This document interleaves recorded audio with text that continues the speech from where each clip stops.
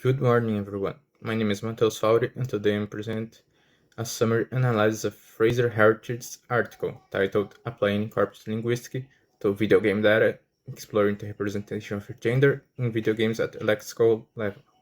This paper was published in 2021 and combines ideas from linguistics, game studies, and gender studies. Heritage argues that video games use language in ways that construct and reinforce gender ideologies, just like other media.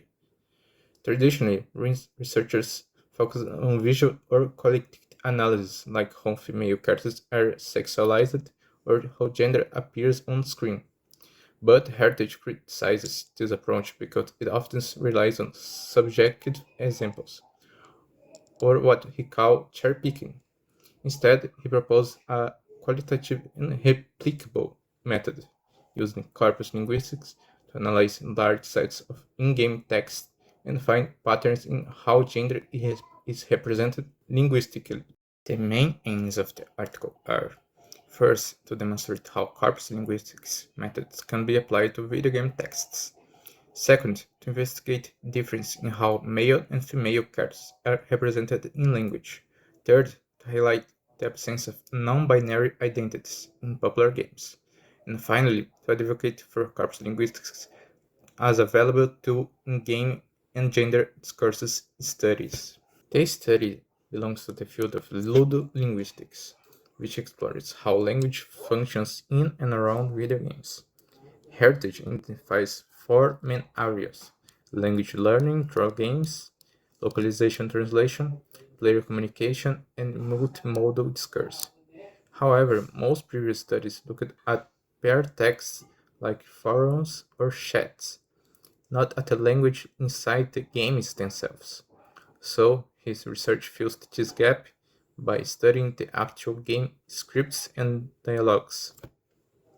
Heritage also utilizes corpus linguistic, a method that analyzes language statistically using large text collections, or corpora.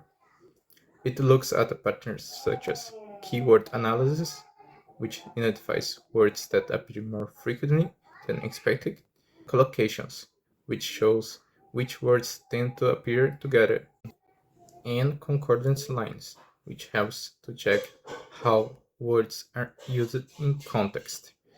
This method has already been used to study ideology and gender in the media, but not yet in video games, before Heritage's paper. Heritage also draws on gender theory, especially from Judith Butler and Raymond Connell.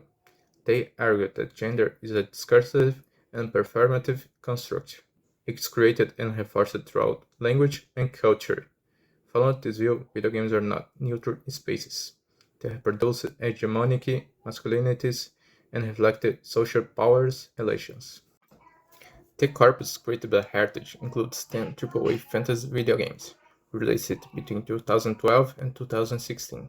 All these games contain pre-written dialogue and were selected for being narrative-driven, PG 16+, and representative of the fantasy genre. The games analyzed are Bayonetta 2, Bioshock Infinite, Dark Souls 3, Dragon Age Inquisition, Dying Light, Fallout 4, Final Fantasy XV, Mass Effect 3, Metal Gear Solid 5, and The Witcher 3. Altogether, the corpus contains 327,048 words, extracted from scripts, subtitles, and text dumps. Two main software tools were used: WordMeet 7 for keyword analysis and EndConc for collocation and concordance analysis. The study focused on the pronouns he and she, looking at their co-occurring words within a 5-word window. Only collocations with a mutual information score above 3 were considered statistically significant. The keyword analysis showed that male references dominate in the corpus. Male names like Noctis, Crane, and Gert appeared as keywords, while no female names do.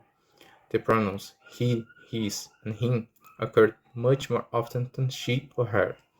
Also, the word they is never used as a singular pronoun, meaning non-binary characters are linguistically invisible. This clearly shows that the language in video games reinforces a binary and male-centered ideology. When we look at collocations, the pronoun he often appears with words related to violence, conflict, and action, such as murdered, rifle, defect, faced, and decided. For example, in Teochew 3, we read, "One day he awoke and began to murder and destroy."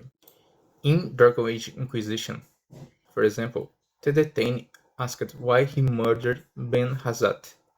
These examples show that male characters are usually agents of physical power and aggression, representing hegemonic masculinity.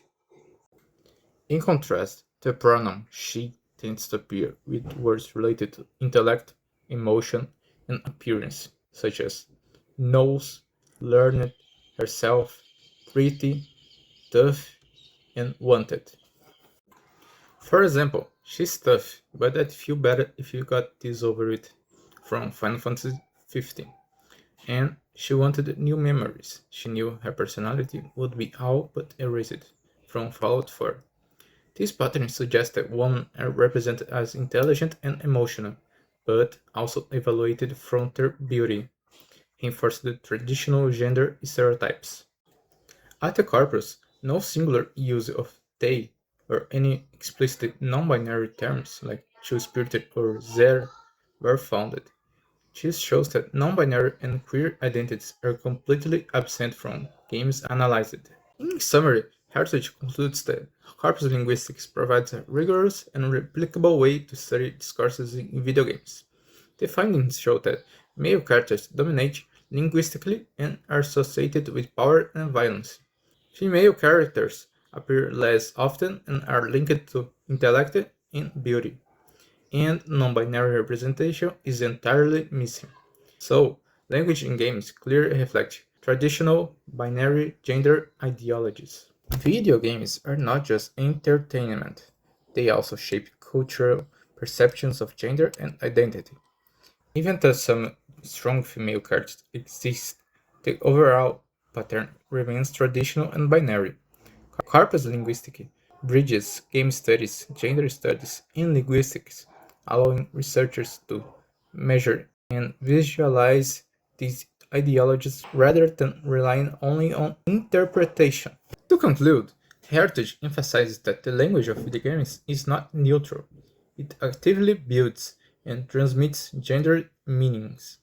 By combining quantitative methods with critical interpretation, corpus linguistics helps uncover hidden ideologies within the dialogues that shape virtual worlds.